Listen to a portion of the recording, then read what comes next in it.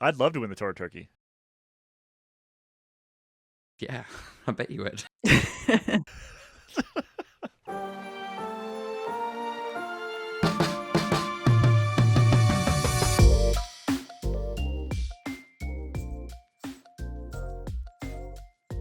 Welcome back to the Spin Cycle Podcast, everybody. I'm Caley Fretz. Today on the show, we've got Relegation.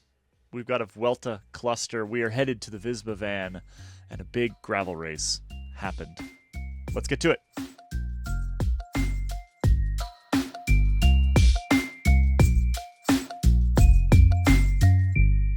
Welcome back, Jonny Long. We missed you.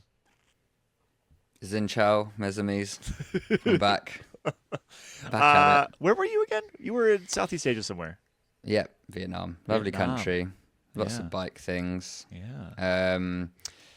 Trying to, what have I missed? It feels like I've missed a lot, and I've been trying to catch up to speed. And like, if you miss 1 or 2 weeks of even just the cycling news cycle, you're off the back. Not that much, I would say. I mean, Ardennes wrapped up. We're headed into the Giro. The Vuelta kicked off over the weekend. It's all things we're going to talk about today. So if you sound just totally lost at any point in this podcast, listeners, that would be why Jonny sounds lost. He's been away. He's been not paying attention. That's okay. Good for him. Also joining us today, welcome back, Kit. Hello. It's good to see you. You too. Should we remind people that we're on YouTube now? Specifically the Monday show, if you want to watch us make this podcast. Yeah. Should you want to? Also, I am gradually learning how to do like YouTube thumbnails. So if you're listening to this and you listen on Spotify, you know that we're not doing it. It's a bit disingenuous, right? You have to do a weird thumbnail, but like slowly, I'm going to ratchet them up to get more and more YouTubey as I learn the required dark arts. So if anything, just go and look at those. I hate it. Hate everything about it. But we have to do it. We have to bow to the algorithms, and we must do it. So go check us out on YouTube. Give us a like and a subscribe. I think that's what you're supposed to do. Anyway, let's get into today's show. I know we touched on relegation on Friday, but we wanted to dive back into it again today because, frankly, it's the gap in between the Ardennes and the Giro, and this is maybe the most exciting thing that has happened in the last 10 days or so. Yeah. So, Kit. Hello. Astana, the greatest team of 2025. How would you characterize what happened over the weekend? Well, it's the most rebranded team of 2025. In character, at any rate. It's still the turquoise. They've now got their splashes of red and yellow. I can't remember why, but I'm sure there was a reason. So there's yellow on the flag. Is it China? Is it the Chinese investment? There he is. He's back. Yeah. There we go. Anyway, so they also had a very, very busy transfer season, didn't they? And it's paying off. But I think they've also had a pep talk whereby the directive is, guys, we need to ram the top 10 with numbers. And in fact, you can ram as many. I think it's top 30 get points in World Tour races. Obviously, only the top 20 points, the top 20 ranked riders in each team actually is eligible to score points in the UCI, which is just baffling on top of baffling to me. Doesn't make any sense. Nope. But anyway, so they by my own calculations, they scored something like 970 points over the weekend. Although only like 960 of them were eligible. But anyway, they scored a lot of points just yesterday. They mauled the Tour of Turkey. Yeah. They absolutely, they took it in their teeth and rattled it around a bit, like my dog does with his toys. They won 4 out of 8 stages, although that's really 7 because one of them was rained off. And then Wout Poels and Harold Lopez finished first and second, which netted them just there. What was it? 350 points. And then over at the Tour de Romandie, which also finished yesterday, Lorenzo Fortunato didn't finish on the podium in the end, but he won a stage, and then he finished 4th overall, which got him 275 points on his lonesome. And Tejada scored another 40 in something like 15th place. And then they had I think it's 1.1 ranked one-day race in Belgium. Max Kanter and Cees Bol swept up another bunch of points. So this is a team that is really trying to get every last scrap in comparison with the likes of Picnic, Post-NL, and Arkea. I had a look at so I don't know how accurate this is, but I had a look at the number of points scored for each team this season. And if my calculations are correct, and that's not guaranteed, but I'm pretty sure that Astana have scored more points in the past week than 4 world teams this whole season. I think Astana have scored over 6,000 so far this season, UCI points. So in our fantasy game, if you just picked Astana riders, you'd be flying. David Hunter, who's Cycling Mole on Twitter, makes his argument is that it's, in terms of what Astana have done right, he says they've kind of just got the basics right in terms of they send the right riders to the right races, which means in terms of, matching rider to race, but also with the Tour of Turkey sending like decent riders to a lacking field in respects to World Tour opposition. It's baffling to me that Astana, with all of the chaos that surrounds them on a weekly basis, and while doing the Mark Cavendish experiment for 2 years, have functional enough or more functional than the likes of Picnic, Post-NL, who kind of get a lot of flack for being boring, but I guess and like perfunctory. weirdly militant in their control and weirdly of riders. militant, but like that's weird. But like, for cycling, it's not that weird, right? It's just they're doing it. The weirder thing with them was how they would give people homework and they'd have to like write out pages of explanations of why they did things. That was the bit that really got people's goats. But the fact that Astana are going to overtake Picnic, Post-NL very soon means that we should be focusing on Picnic, Post-NL, because Astana have come in for a lot of flack. Like I was definitely calling that they weren't ever going to be able to get out of this hole they'd made themselves, but it looks like they are. So a win for the Mineral Boys. And I'm sure, actually, I saw Warren Barguil, who is a Picnic, Post-NL rider, saying over the weekend or last week that they're not worried. There's a lot of the season left, and that's all very well. But you're pinning a lot on. We've had the one-day classics. We had most of the big classics where you can get a lot of points in one go, and their focus is all going to be, they have to send. They are a world team. They have to send their best riders. They have to send capable riders to the Grand Tour. So they can't now send. What was the chap's name who was doing amazing early in the season? The Astana. Anyway, they can't send the guys that have been scoring all the points so far to all the little races to get loads and loads of points. Scaroni? They've got to send them to but they have to. What am I trying to say? They've got a great foundation, but what they have done with their, they've got a great team with Wout Poels and Clément Champoussin can score points at Grand Tours. They've got a large number of riders who will keep going. They're not just scoring points at small races. And Picnic, Post-NL, John Degenkolb was out injured. Fabio Jakobsen is very out injured. He's not coming back this season. Romain Bardet's about to race the Giro, though. Romain Bardet's about to race. Is he racing the Giro? Yeah. Yeah, big time. Of course he is. And then the Dauphiné. Yeah. But otherwise it's just a very young team who are, that's a team set up to develop riders at the moment, really. Well, and they scared all the good guys away. Yeah.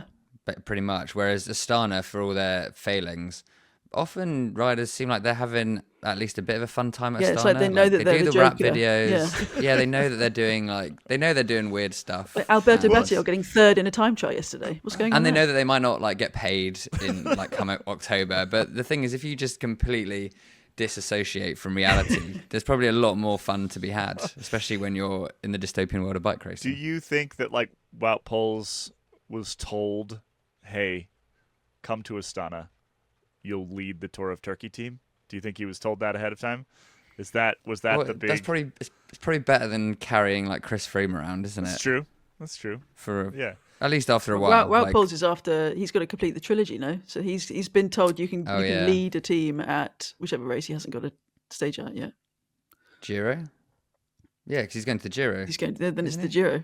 Yeah. Yeah, it's the Giro. Yeah, there we so go. That's fun. The Astana storylines are just absolutely coming out the wazoo. Yeah. I like Caley. I don't feel you're that enthused with this whole narrative around the relegation. And granted, it is not perfect. It probably should be on a yearly basis because that's how you punish the likes of Astana for Mark Caron for Cavendish Glory. Yeah.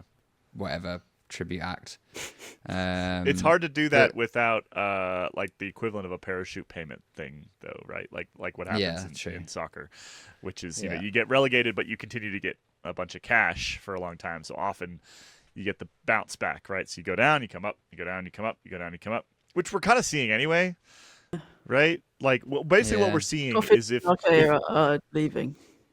Well, so like I think the interesting thing to me is that, and maybe this is a good thing, is that if you are in that kind of relegation zone and you're one of the poorer teams and you haven't performed all that well, if you spend the time to go through and strategically pick out how you're going to get out of this space, and UCI points become the only thing that you care about. Because one of the things is like the mid-level teams and the high-level teams, they don't care about UCI points. They don't care at all about UCI points, right? Because they know that they're going to be there anyway. They're going to win some bike races. They want to win bike races. But if you're in the bottom there, you can approach this strategically, and through really like merit, you can get yourself out of this situation. Because that's what Cofidis is, and right now Picnic are not doing. Is they are not like they should have sent Romain Bardet to the Tour of Turkey for an epic Wout Poels Romain Bardet Tour of Turkey battle. That would have been fantastic. Like it's 2015 all over again. That would have been fantastic. But they also would have gotten a bunch of points, right? Like they for sure would have gotten a bunch of points. But they didn't send anybody who's well, they sent Juan Martinez, who's not bad, who came in third. But nobody else, right? And they're not playing the game in the way that you have to play the game. And I think there are some teams that don't care. Also, I mean, obviously, I imagine they'd care some because obviously, if you're a World Tour team, then you attract more sponsors, more budget, more fans. Maybe I don't know. But Cofidis, they're going to keep getting Tour de France wildcards, even if they're not the top two ranked pro teams. So, do they actually care? That's the French thing, right? It's like you have this sort of backup plan where it really doesn't matter how bad you are, as long as you're not worse than the other.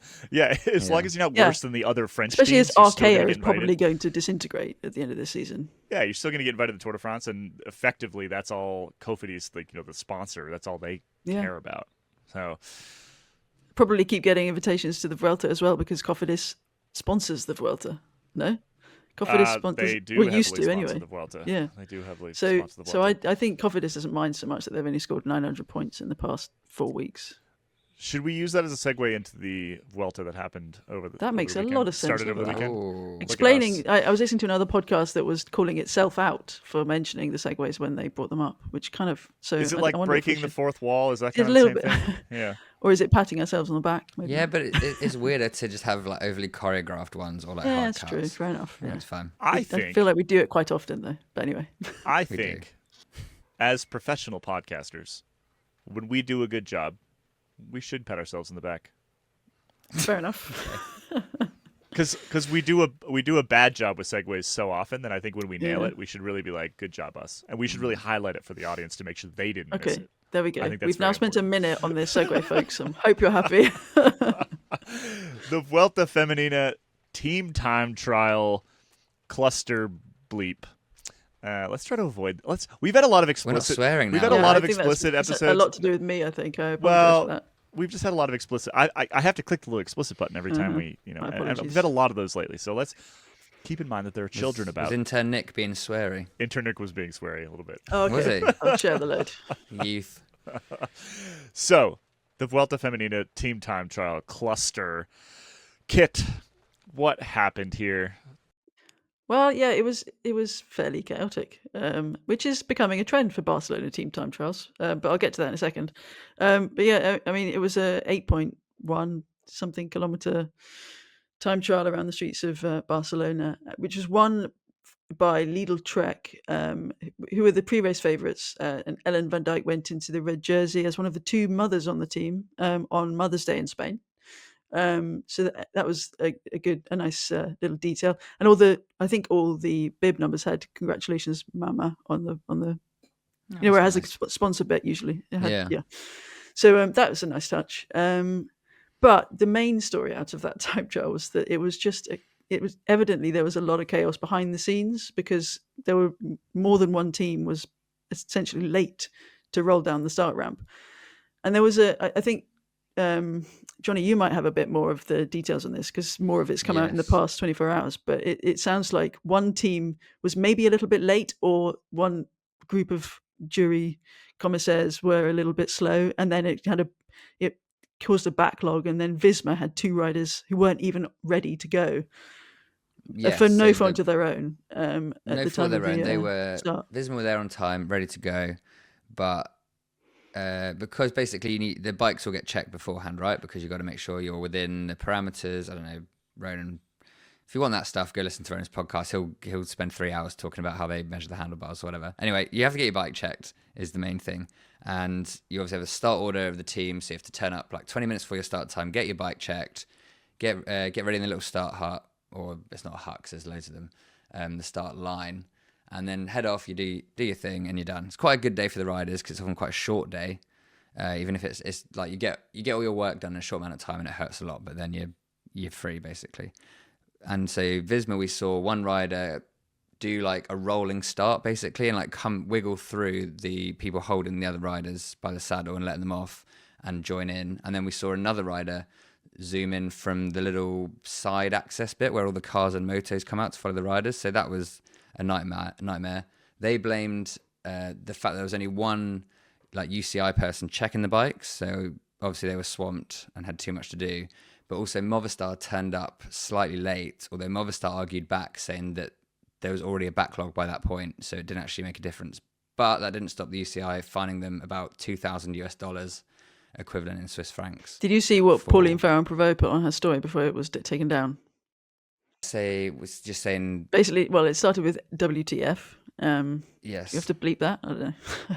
But that's fine. And she abbreviations are fine. Yeah, she was very, very cross. So, and Pauline Ferrand-Prévot, after a pretty good classic, she's probably got slightly higher sights at the Vuelta than she might have done.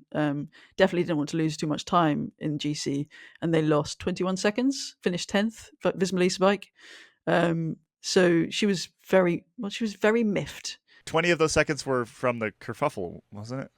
No. They went. I think they went off on time. They went off on time, but they missed. The rider was coming in late. But there was a rider who was weaving in late, and then another rider had to come in and shoot. Yeah. Oh, definitely. But so she was lashing out at the UCI, and saying that the staff just seemed to be in chill mode, I think she put it. But what's interesting is that, and people were talking about in Spain, in Barcelona, indeed. And remember 2 years ago at the men's Vuelta, that Barcelona team time trial that started like 4 hours late because of rain, but it still rained. And there was that great altercation between Remco and the staff. A good image. It's nighttime. Why am I racing on a time trial? Yeah, why am I racing in the rain at nighttime? And that was the DSM win day. Just to a bit of a throwback. It's a weird thing to me because the way that I've always seen this done is the bike gets checked with the mechanic like an hour and a half before the race starts, right? So what you see when you're wandering on the paddock in the morning of either a time trial or a team time trial is the mechanics riding back and forth with bikes to go get them checked by the UCI well ahead of any need to start the bike race, right? Because it doesn't always happen like that, though. Well, but the other thing that doesn't make any sense about this is like if you're gonna show up and then you're going to get the bike checked, and then you're going to line up, and then you're going to go, your warm-up is toast, right? You've just showed up like 20, 25 minutes ahead of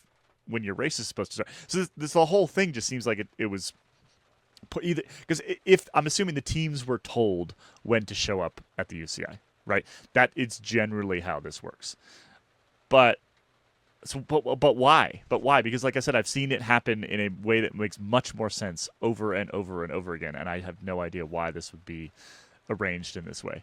I do remember at the this is quite a long time ago now, obviously, the 2016 Giro, I think it was, when Primož Roglič won his first ever Grand Tour stage win on a time trial bike, but it was ultimately a rainy day, so he was one of the earlier starters, wasn't meant to win but did, and evidently it wasn't fluke.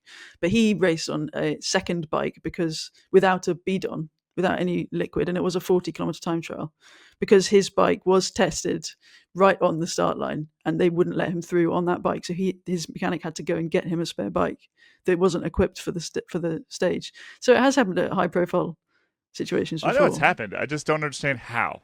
But It's yeah, stupid. but that's I'm kind of reinforcing the how point. do you- It's like how do you, what are they supposed to do then if there's an issue with their bike? It's Exactly. So as like well. if you check it that late and you need to cut your handlebars down, because generally Right. what they're checking for is they're checking for weight, which is not really relevant with time trial bikes, and they're checking for saddle position and whether it's far enough behind the bottom bracket, which is very simple. They basically put it up in this big jig, and it checks how the distance of these things, and then there's essentially a length requirement, and the handlebars cannot be a certain distance away from that line that goes through the invisible line that goes through the bottom bracket.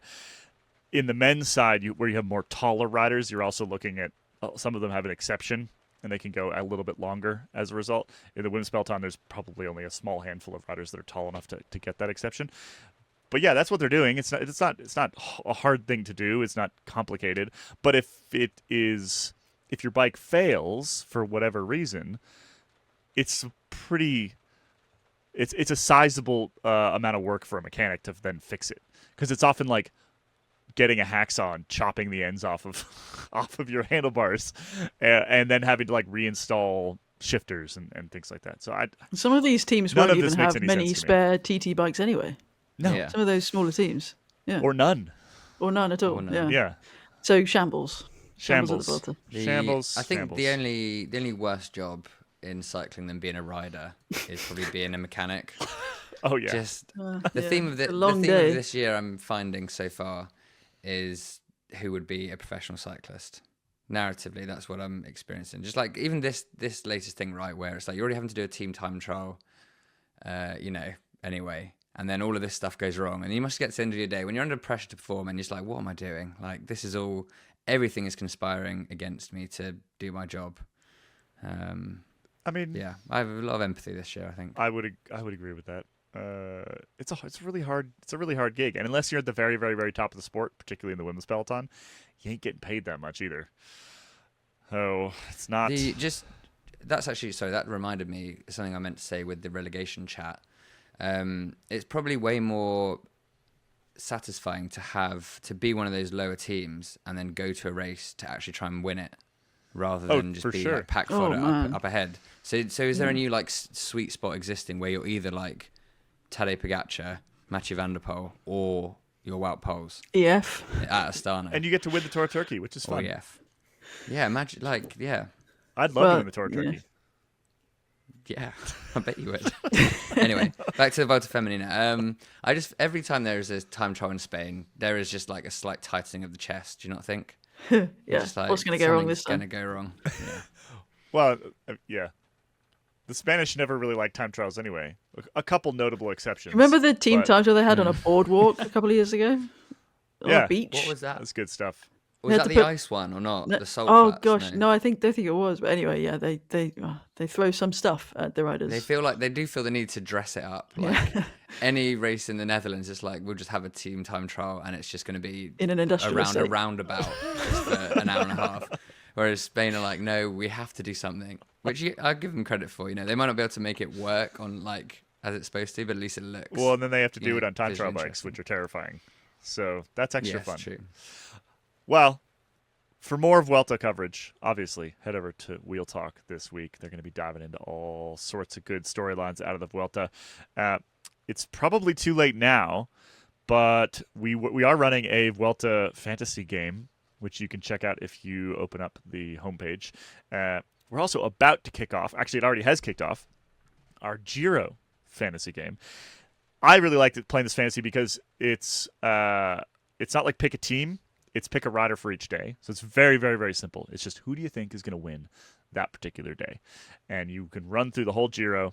There's also what I do is I hit the auto pick because otherwise I'll forget to pick like 3 of the days for sure. So then at least I have somebody in there. And then I go through and I adjust my picks as necessary. So if you click the little like play fantasy at the top of the homepage, you can get that started. There's a little app. You run it through an app. It's very clean, very easy. and you should do it. There is a spin cycle group in that. You can try to beat all of us. It's still currently called placeholders because we haven't done this since the Tour de France last year. So I'm going to have Jace change that. By the time you see it, it will be called Spin Cycle, and you can join us and play us in the Giro fantasy game. I need to make a team. You do need to make a team. When do I hit the Derek G button? That's the question. Instantly. Or Tom Pidcock. Let's take a quick break. When we come back, Romandie, Lenny Martinez, and a trip in the Visma van.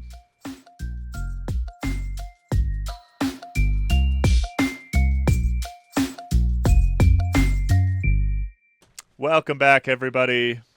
I feel like maybe it's just us.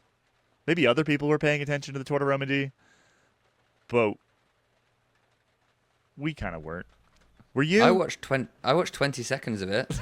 Well, that's. I was walking down a street in Hanoi, and it was just on the biggest screen in a sports bar at 10 p.m. Fancy that. It's very easier strange. to watch cycling in a bar in Vietnam than it is in the UK.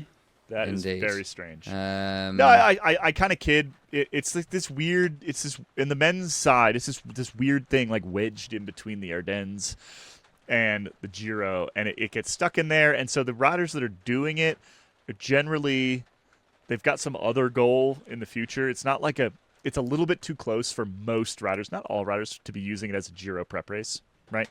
Yeah, So but it doesn't used to have be any used like. as. It has no narrative purpose. Yeah, but Chris Froome used to go there all the time in preparation for the Tour. It used to be, Right. and so it used to draw bigger riders. And I'm not, I mean, I think Almeida that's was one there. of the things that. Yeah, but is he that fun? I don't know. He's a good rider. He's a great Don't let rider. Dan hear you say that. Well, yes, we've already had a conversation, Dan and I. But sounds ominous. but Remco Evenepoel was there, but he was riding himself into form. He entered super domestique role on the Queen stage and lost a minute and a half while working with his young teammate, who is teeny tiny, Junior Lesurf. That seems silly because he finished fifth and was 1.5 minutes down. Yeah, So but he was also dropped, so he stayed with his teammate. And, Oh, I get you. yeah, Okay, fine. he acknowledged that he was also suffering. But yeah, it's a funny old race now, and I think it's partly. I mean, I might be talking out my arse here, but I think it's partly that we've got a lot of riders now who we would like to see at these races, but who are trying to spread their time out a bit differently. So if we talk about Chris Froome, who used to always go to this race, and the Movistar guys used to really ram the race too. Marc Soler, I remember him doing an ill-fated solo effort at one stage in the rain in Romandie, but. But now we've got the big name riders are either out with concussion or they're Tadej Pogacar, and they are racing the one days, and then they don't do any racing until July or late June. But yeah, I think if there's one takeaway from this race, for me it's that we've got some interesting, and I'm not going to go and say that these are the next big things, and some of them aren't particularly new either, but there are a lot of young riders who really kind of tried to grab our attention. Obviously, Matthew Brennan, we've already talked about from earlier in the season, but he got another stage win on an slight uphill rise, one of those punchy sprint finishes. But then there were other riders like Lenny Martinez, who again we know of. He's 21 now, but he's with Bahrain Victorious, and he won the Queen stage at the Tour de Romandie. Rather like he won. I don't think it was the Queen stage at Paris-Nice, but it's his second World Tour win at the top tier stage race that you can get. And this is the first time he's ever won this year. These two wins are the first ever World Tour wins he's ever got, and he was racing with Groupama FDJ for quite a few. Well, it seems like quite a few years. So he's finding his stride at Bahrain Victorious, and they were really throwing everything behind him, which was, that as far as testing a team at a big bike race comes, they definitely passed. But yeah, so he's the next French Great Hope. Yes, well, he has again been for a little while. I mean, he's but already he's worn back again to be it. back again, yeah, but not with the French Okay, team, of course. Yeah. And he's worn Which the is red sad. jersey at the Vuelta for a few days, hasn't he? Wasn't that was Martinez, wasn't it, a couple of years I'm ago? still annoyed at him Maybe. for heading to I think so. Bahrain. Yeah, it's a bit of a weird I'm move. not. I I am. think the way everything's going, we're It not was allowed it was nice a good things move anymore. for him. It was clearly There a was good move we're for never him. going to get a French rider winning on a French team until something drastic happens. So we need what we're going to do is we're going to sports wash the sports washing by giving ourselves a French Tour de France champion who rides for a petro state. Yeah, yeah. And that's the way that everything's fine. Yeah. And then there was another young rider who caught my eye, partly because he looks rather like the sickly boy prince, Jonas Vingegaard. Oh yeah, Jorgen Nordhagen. Is a young Norwegian chap, aged 21. He doesn't really look like... Well, he does a bit. Anyway. He does a bit. He could be a distant cousin. Yeah, he finished 8th on the Queen stage. And it was a reasonable... I mean, it's a bloody hard climb. It's a mammoth Queen stage. Theon 2000 is a 20-kilometre climb. 7.9% average. And the second half is like all around 10%, so it's a brutal climb. So that whole stage is just back finish. And forth in one of those Swiss valleys. Just yeah. Do you want to? But staying with Visma. Oh, sorry. I was just going to say, do you want to hear something disgusting, which is Jorgen Nordhagen's date of birth? Oh no. 10th of January 2005. Yeah, but he's one of the older ones on this team. No, he's not. He's the second youngest, but still, this team. So Matthew Brennan is. He's 19. The wizened leader. Oh no, he's younger. Oh yeah, Matthew Brennan. Remember, he's the 19-year-old phenom. But what's funny about if you look at this team, you've got Julien Vermont, who everyone knows, 35-year-old chap who flirted with retirement for a few years before Visma Lease Bike rescued him, and he's obviously I don't know, but he looks like the teacher's assistant at this team for Tour de Romandie because Daniel McClay was also there, but he didn't start the second stage. So then Vermont was left with a 23-year-old, a 22-year-old, a 21-year-old, a 20-year-old, and a 19-year-old to look after. And it's I don't know. I would like to pick his brain about what this race was like. And very interesting Visma Lease Bike team. Yeah. Well, do we know anything about Junior Lesurf? He's got a good name and he looks 12. He looks 12. He is 54 kilograms, according to the internet. We're gonna have to start learning about the tiny. This is what I mean. Boys. This is the next generation of tiny little climber dudes. Well, that was the thing that was interesting about this race was that there were. I mean, you got to meet them. You look at Junior Lesurf in the time trial yesterday. He was in the white jersey, borrowing it from Lenny Martinez. He was in the yellow jersey, although he then handed it over to Joao Almeida. But Junior Lesurf on a time trial bike, he looked like he had borrowed his big brother's bike for a quick jaunt around the block. Get blown away. He's like, I mean, he doesn't look. Honestly, doesn't look like he's finished puberty. But yeah, he's a fairly decent rider. He's a good. He's done some stuff. He's done some stuff. He won the Junior Lombardia, which is a big deal in 2023. He's done some bunch of stuff at Tour de Rwanda over both 23 and 24. And the Alula Tour. He's found his specialist subject. Yep, but he was also 4th in a stage of the Vuelta last year, so he's already ridden a Vuelta. 8th overall at the UAE Tour, 8th overall GC this year at Romandie. He's been pretty solid. And he can race as well. And that sounds like a ridiculous sentence, but he was one of the 5 who got into that move that Fortunato won from on whatever day it was last week at the Tour de Romandie. He knows how to race his bike. He's not just a numbers man. Do you know why that's not surprising? Why? Because he is a 54-kilogram Belgian man. So true. This dude probably he grew up racing kermesses as probably a 48-kilogram Belgian child, and had to figure. He would have had to figure it out, right? Like there's no, at least in the western half of Belgium, there's nothing that is suiting him, right? And so it's not surprising in the slightest that he learned how to bike race like that. Which is good. It's gonna serve him well. Going back to Visma and just looking at their start list for Romandie, where really a lot of people, like new names, being introduced to, which then looking at the whole squad list seems to be a symptom of the fact that so many of their guys are either out injured, have like other problems they're dealing with, or basically wrapped in cotton wool until the Tour de France. Because all that Visma Lease Bike seem to have had since they won all 3 Grand Tour stages is poor fortune. And maybe that's the deal with the devil they made. And I'd probably make the same one.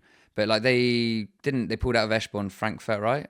but because that's where Olav Koy was supposed to race. Now it's going to be his pre-Giro warm-up. But because Olav Koy is apparently on his way to Decathlon AG2R next season, maybe Visma Lease Bike were like, not that interested in crashing somebody sure, else. Crashing other people of the team when you're going off to hang out with our friend Pierre Muglack next year. But yeah, I mean, Visma, I just haven't heard much from them, right? We've had the whole Wout van Aert psychodrama continuing. Haven't really heard much from Simon Yates yet. Matteo Jorgensen's been about a bit, but it seems to be are they still a super team in the same respect that UAE are?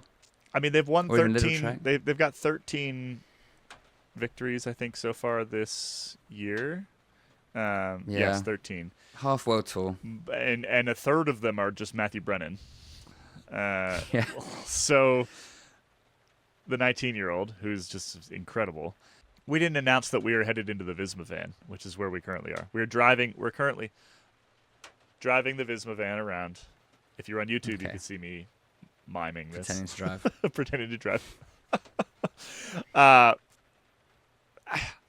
It's weird because by any other, so they're fourth, right? By any other team's standard, they're having a perfectly adequate season. I think that by their standard, obviously, they're not. And so the question is, like, what happened? Like, what is it just because, like, normally they would have had a Jonas Vingegaard sort of, like, at least in a couple races this spring, but he got halfway through Paris-Nice, crashed, didn't want to ride in the rain, had a concussion, left, right? Fair enough. So that's one big thing. But then they won that race anyway with Jorgensen, right? So it's tough to say. What is it? Is it just that? Is this where the sport is at this point? Where if you're missing your top two guys, all of a sudden you cannot really compete anymore because basically they've been kind of missing Vingegaard through circumstance, but also decision because they're not going to bring him back, and he's like they could have stuck him into Romandie or something like that, right? But he's not going to. And then they've got Wout van Aert, who's just not the Wout van Aert that we have come to expect or hope to see in the spring. And so is that enough? Those two riders, is that enough to just put you into middle of the pack territory? I think yes at this point.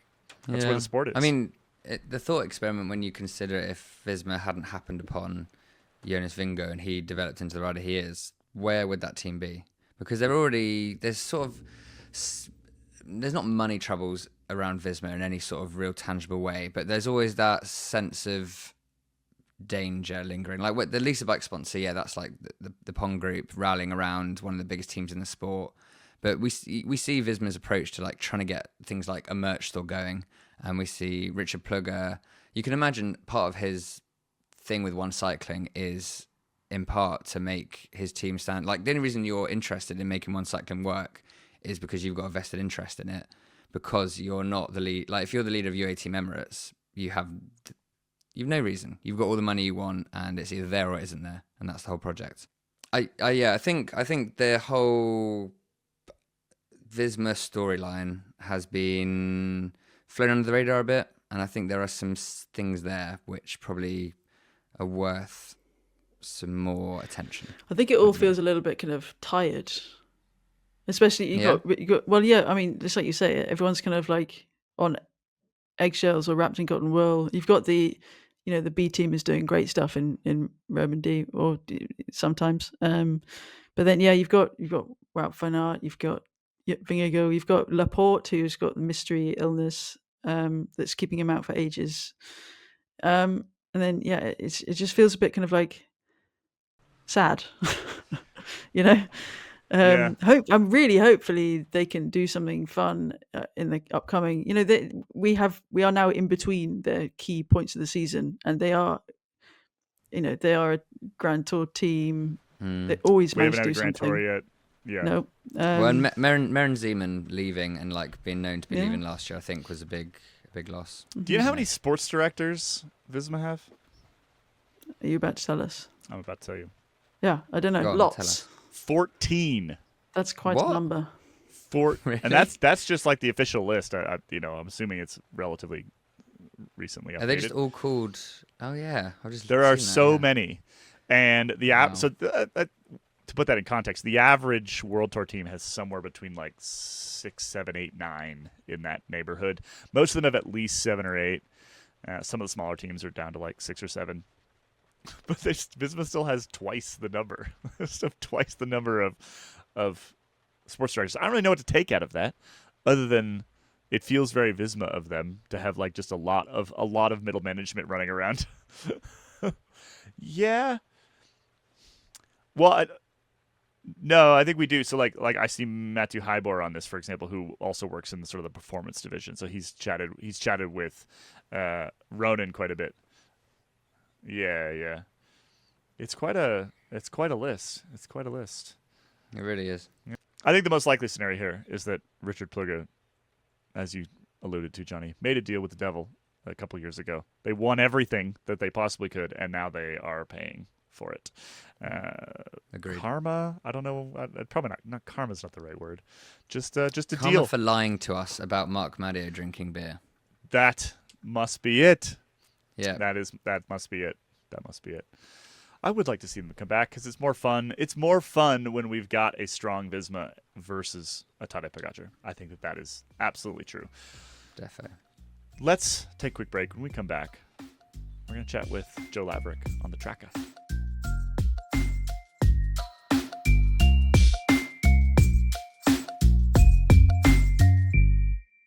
Welcome back, everybody, and welcome Joe Laverick back to Spin Cycle. It's good to see you again. Hello again. How are you? Doing great. The reason we wanted to ring you up is because over the weekend you raced the Traka, and then raced. We'll call it raced. I started the Traka. You started the Traka, and then you put an Instagram post up, and I think on your Substack as well. Just some interesting thoughts to me. So I guess before we get there, though, really quickly, for those who aren't aware, what is the Traka these days? The Traka is a gravel race out in Europe. It started in 2019 with just under 100 entries, and now we're at the multiple thousands number. I'm not too sure. There's distances from 100 kilometers all the way up to 560k, and it's Europe's biggest week of gravel racing, and arguably, but pretty certainly, the second biggest gravel race in the world. Like after Unbound, you mean? After Unbound, yeah. Unbound is number one, Traka's number two, and UCI Gravel Worlds is in a different conversation. Wait, yeah. Well, UCI Gravel Worlds is what? Just lots of big names, but no one actually cares, right? Is that accurate? It's a road race. Let's be honest. It's basically a road race. Everyone's running like 33s or whatever. So the reason why the Traka is interesting to me is because it has been so successful so quickly. And when we saw it kind of launch, one of the things that they did relatively early was they managed to get a lot of really big names from, in particular, the U.S. gravel scene, right? Obviously picking up a fair number of Europeans as well, but like I remember that, was it 3 years ago that the first time they had much of like the Lifetime crew kind of come over, and that just kind of put it on at least the American gravel fans' radar pretty quickly. And it's followed this kind of tried and true method of you bring a bunch of big riders and then you sort of automatically then have a big important bicycle race. But it has its own kind of unique angle on gravel as well. You came up with what did you call them? Like my 5 hot takes or something. Your 5 hot takes? Yeah. Hot. It was just 5 opinions after a week of riding. Like I've lived in Girona, or Girona's been European based for 4.5 years now. So I've seen it kind of through the modern era change. And yeah, the Traka, a lot of good, but I think there's a lot of things which people don't want to talk about, which really need to be spoken about and can be not just improved, but it's like, hey, if we don't make this better, someone's going to die. So. I mean, that's very much in reflecting some of the issues that people have had with U.S. gravel races as well. I mean, I've had that exact same conversation around Steamboat, for example, and the locals in Steamboat have pushed back quite hard on some of this. So the first of your hot takes, which we already mentioned, it's the second biggest gravel race in the world. I think you're right on that. I think that there may be some other American ones that would try to take that mantle, but really, in terms of not only the number of people on the ground, the riders that it attracts, and also just sort of like the the media profile of the whole thing and how big it gets on like social media and rest of media everywhere else. I think you're right. Number 2, the 200K or the 360K. This is an interesting one to me because the 200K, as you say, has been like the premier gravel, the premier Traka event, right? And this year, the 360, which is much, much longer and it's sort of different event entirely, kind of took over as the premier event, which maybe says something about where gravel is going. It's going toward Lachlan Morton instead of toward the UCI, basically. So yes and no. It took over officially as the premier event, but I think amongst everyone on the ground, the 200 remained the biggest event. Essentially, the organizers, a company called Classmark, based out here in Catalonia, they incentivize the 360 by giving more points to their overall Gravel Earth Series league thing. And then also they gave a live stream for it. So those things together, they're kind of pushing the 360 to be big.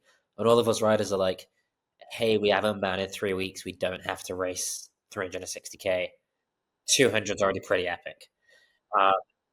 I still think the 200 is going to stay as the main one from riders' perspective. And if you win Traka, it's the 200 until they throw a bucket load of prize money into 360. A la last week's conversation at Levi's, then all of a sudden everyone races the 360 because there's cash. Which is, it makes perfect sense. It's where the professional riders are going to go. You're chasing the money, fundamentally. Yeah, exactly. Yeah. And the 360, it's like, not all gravel has to be 11 hours. Like, come on. In fact, I would argue it shouldn't. I'm a big 3.5 hour fan. I'm a big 3.5 hour guy. I don't know. I don't know. I could see gravel becoming sort of like how on Norwegian TV there's like the deer migration on Netflix for the winter. I could get on board with that. Yeah, it's going to be my migration away from gravel if it goes that way. I mean, if so a live stream of a 360 kilometer gravel race is basically a deer migration, Jonny. Yeah. But you're almost identical. I think that was Jonny's point. You've nailed the analogy. So point 3 here, and this is, I think you again already alluded to this, and I think it's a big one. You say we need to talk about safety, and then it says somebody has to say it. The race isn't safe, and I think this is this one I struggle with because kudos to the folks that build these events. You know, they're an incredible time, particularly for all the amateurs that are going to do these things, and it's a big bucket list thing. And for them, it's probably actually not that unsafe because they're like in small groups or by themselves, and they're not moving as fast and all the rest. But then they've got you guys at the front of this thing, hauling ass around. Oh, I have to hit the explicit button now. Oh, well. Hauling ass around 200K or 360K.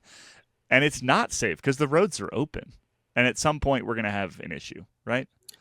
Yes, although I also think with this course, for the amateurs and for the people at the back, the course was borderline too crazy for everyone. So for us, it was dangerous because we were hauling down at 50K an hour, racing each other on open roads. But a lot of people crashed in the amateur race. Like, I've seen more people in slings this week than I have done in my whole life. And I've been in bike racing for 10 years. So that's saying something. There's a can of worms, which nobody wants to criticize an organizer, but I think this really needs to happen. And when I put this out, not everyone, but there was a good 10, 15 DMs that came in within an hour or so, like, oh, somebody finally did say it. Where do I start? Neutral of the 200. We have a police escort on the way out. It's practically closed roads. It's 6 a.m. in the morning. Some people are moving up on the wrong side of the road, but it's closed roads. The organizer on his motorbike swerves in front of them to stop them moving up. Very unsafe, very scary. He also brake checked the group multiple times when we started rushing. It's bike racing. You rush to move up in neutral. And then the organizer brake checks, and I'm like, dude, that's not cool. Then it's like the roads are completely open. And they get around this, as I wrote on Instagram, saying it's I think officially it's an unsupported bicycle outing, is their wording. But it's not. I do that 2 times a week. And there's points for an overall race series. Yeah. Therefore, it's not.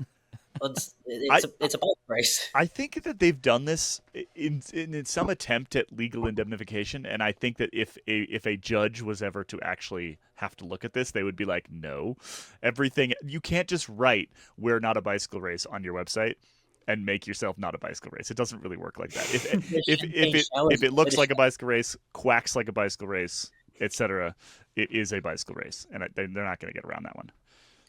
And this course is crazy. I think the biggest takeaway, speaking to a lot of people who came over from the States on holiday, was it's you do it once and you don't come back, and you tell your friends to come to Girona to watch it, or maybe you only tell your expert friends to come and ride it, because it's pretty gnarly, which fair enough, doesn't suit me personally, but kind of like BWR, like it's that sort of, it's techie and it's fast.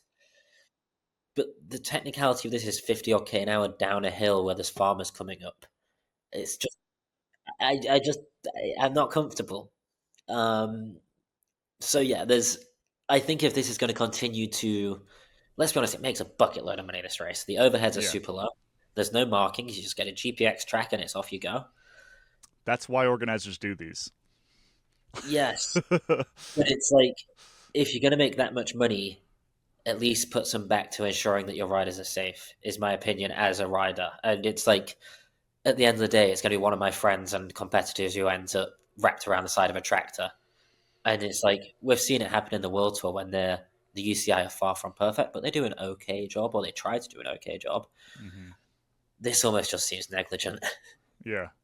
Yeah, it's a real issue. It's a real issue. It genuinely is, and it's not an issue just at the Traka. It's an issue across gravel, and it's part of the reason why organizers are so keen on gravels, because you can put on these events for a fraction of what it would cost to put on a similar-sized road event, and so therefore your margins are significantly larger. It's why a company like Lifetime cares about this, right? Is because there are actual margins in it. Now, you could argue that if you decrease those margins, then all of a sudden you lose a lot of these races. I think that is a valid argument. That said, safety is safety, and if we're gonna hem and haw about, having a speed bump 300 meters to go in a road race, like having a tractor on a descent of a gravel race is probably worse, right? And there are people coming at that thing either way. We're also at the point where if you win Traka, it means cash in sponsorship contracts the year after. Like, when gravel's past the point where it's just a group of guys and girls going out to have fun and there's a little bit of prize money, it's at the point where if you win these top 3-4 races in the year, contracts are worth tens of thousands of dollars. So there's incentive to take risks. And like Mohoric, when he did his crazy descent to San Remo a few years back, yes, there's incentive in the big bonus and the big contract. He also knew that descent was clear. Like, he almost crashed himself. He knew it's clear. Whereas here, it's like, I don't know. I'm very much of the opinion just because you can doesn't mean you should. Well said. Yeah. Number 4 here is you want to tip your hat to the organizer, which I think is worth doing. It's still a really cool event. Like, I would love to go do it at some point. We've got contributors that have gone and done it. You've gone and done it. I've got sort of friends in town here who are part of the Lifetime series who have done it and said it's fun. It's really cool. I saw like videos of Taylor Finney DJing and things like that. Like, it's a cool experience. Congrats, well done. There's not much to discuss on that one. The one that I actually think I find quite funny is your 5th point here, which is gravel is always a meme. Yeah, and I'm part of that. But... Well, so I have spoken a number of times about the need for road teams to realize that they're actually just memes and to realize that they're media companies, right? And that they are essentially producing a product and that they are trying to entertain people. That's where their value comes from. Their value, there is, as I've said a million times, there's no inherent value in just riding a bicycle quickly. You do that all the time training, no one cares. You have to build a product around it. And gravel has done that, but it also has gone to a point where it is almost a parody of itself, right? I mean, the line that you've got in here is, it often felt like there were more cameras than bikes, more content than results, which is just, as somebody who has basically said, we need to have some more cameras, guys. Like, we need more cameras. It can go too far and become a bit of a parody. So what are your thoughts on that as part of it? Like, I am very much part of the circus, and like, I wore white shorts and a matching white jersey because I knew I wasn't going to win the race, and that'd be my Instagram post. Caley just launched new white shorts. I was like, what idiot would wear white shorts to a gravel race who's not a national or world champion? But my race was arguably a success because I did that, even though I got off after an hour. Right. But there was so much. I'm like, do you need to do content if everybody is doing content because therefore the content isn't seen? It's like this great privateer, like I don't know. You're in purgatory. You're like, oh no, what do I do? Right. It is funny. It's very funny because you have all these brands doing photo shoots. I was out doing one just this morning. It's just part of the job. It's fine. Like, that's what the industry is, and yes, it is funny standing back and watching everyone do it, but it's play the game, and it will grow this event, and more people will come to this race because of it. So you can argue that's a good thing. But I mean, that's how I interact with the race, right? Is via the social media accounts, not of the race itself, but of all the pros that are there, right? It's like I see your Instagram, I see, Sarah Sturm's and all the rest. Like that's what I see, and I think that, I mean, that's where a lot of the value is coming from. I have a quick question. I'm not sure if this is legal in the race, but saying there's more cameras and bikes, have you yet in your gravel career come across someone who's like vlogging mid-race? And if not, how soon till you think we cross that Rubicon? I have seen certain people, usually who are like, if it's a flat race, they're there for the start, and then we start racing and they get dropped. It's like, you can do it. Again, just because you can doesn't mean you should. Like, very important. But it is kind of hard because, like, the thing with the tracker is, like, you're going in a straight line, then there's a meter big rut, which you would ride into. So if you think you had GoPro one hand, yeah. like, God. I mean, Jonny, it sounds like this is an opportunity for you to come out to I'm just thinking when we're going to see like our first full-sized gimbal or like drone backpack. Oh, they are out there. But Yeah. mid-race, yeah. Yes, Jonny, everyone has a price. And mine's not that high. Yeah. Yeah, one email from DJI and it's done. This product, one free drone. I mean, it makes me glad that we're not in the advertising game right now, because do you know where so we always complain about where all the money for sort of traditional media went, right? And I would consider us in vaguely the traditional media space, certainly more so than like an influencer or a privateer, right? And as the money from the bike industry has trickled away from traditional media, this is where it's going, right? It's going to Google and Facebook, and it's going to this stuff. And I'm really glad I'm not fighting that battle day after day after day, because it's not an easy one. And that's the thing. It's like this weekend, it's like, who won the 200? Okay, I do know it was Mads Schmidt. He used to race on the road. Yep. Who was second and third? I actually can't remember. Mm-hmm. But it's like, Taylor Phinney had an after party. Right. Taylor Phinney's all of a sudden relevant again because he did some DJing. So is Taylor Phinney getting a map contract next year? Who knows? Probably could if you wanted to. Yeah. All right. Well, let's leave it there. We could spend whole episodes, I think, talking about gravel and what's going on over there. The Traka is just a very interesting one to me. A lot of our listeners have probably seen stuff pop up.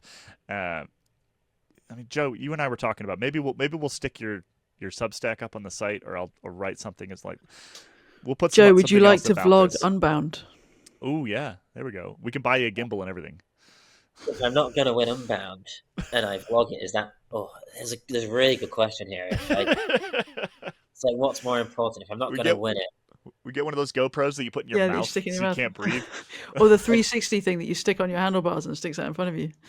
It'd be interesting on like the curve between like position to vlog, like how far down you finish. Agreed. It's more important to vlog it. That's a great story. We need to chart this. We need the like victory to impressions, social impressions ratio, and how that all works out through the field. All right. We need to cut it off there because we have a bit after dark to do before we have a meeting. We're not allowed to talk about the meeting. Not allowed to talk. Sorry, not allowed to talk about the meeting. Joe, thanks for joining us once again. Again, look out for something on the site this week on the Traka, and we always appreciate your insight into this little world. Anytime. See you after Unbound, I reckon. All right, see you, Joe. Yeah. All right, it's time to head into After Dark. That is the end of today's free episode. As always, if you're a member and you're on the member feed, which you can get to if you just Google Escape Collective member feeds, then you'll get After Dark today. We're gonna chat about some. What do we got? Your favorite opponent, your favorite media opponent. We're stealing this from Visma's social media team. Let's head into After Dark.